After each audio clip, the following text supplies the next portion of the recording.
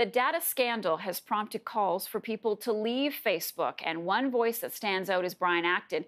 He's the co-founder of the messaging service WhatsApp, which ironically is now owned by Facebook. Acton launched his salvo with a tweet, "It's time," adding the hashtag that he started, delete Facebook. In another tweet, he wrote, "Delete and forget. It's time to care about privacy." Acton co-founded WhatsApp in 2009 and sold it to Facebook 4 years ago, a move that made him a multi-billionaire. With more, I want to bring in Daniel Bader, technology analyst with Mobile Nations. He joins me this morning from Toronto. Good morning. Thanks for being with us. Good morning. So a rising chorus of people seem to be joining this delete Facebook movement. Does this mean people will completely delete all of the content online and not go without their Facebook? Yeah, that is what we're hearing. I've heard from personal friends and family who have actually deleted their Facebook accounts. My website has posted guides on how to do so if you're interested.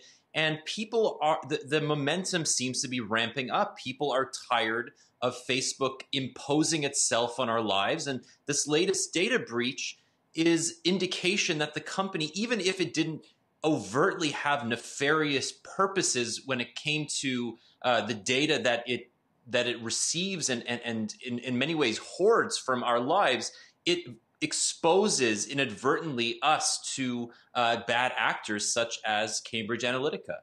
What would you like to see this social media giant do in response to all the backlash? And I'll remind people we haven't heard from Mark Zuckerberg.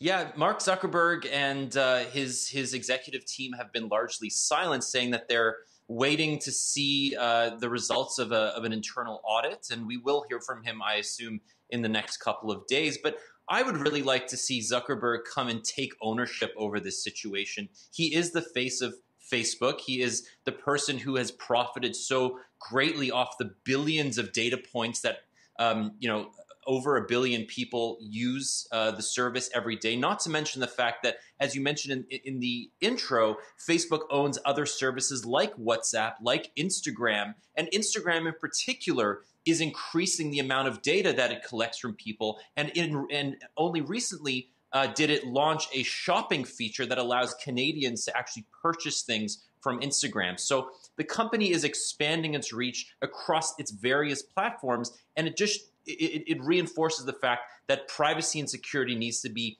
first and foremost in its executives' minds. Kind of makes you wonder if Facebook is now too big. I mean, regulation seems pretty light around Facebook.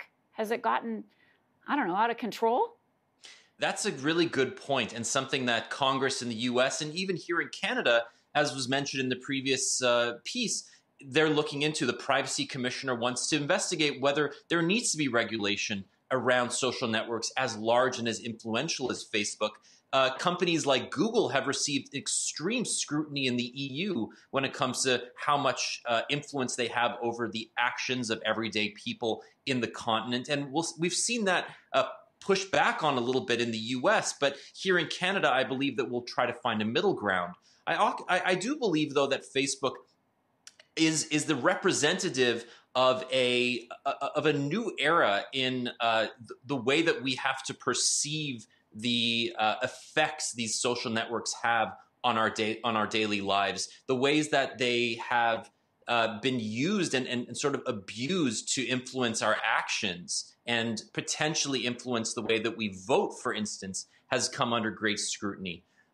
I do think, though, that if people do want to get rid of Facebook, they have to understand that the company actually represents the internet in many parts of the world. So the company actually provides free and subsidized internet access in parts of Southeast Asia and India. And I think it's important to say that being able to delete our Facebook accounts, that's actually a privilege that not everybody in the world has. Right. And I would add to that personal information, even if we delete accounts, is still out there. Okay.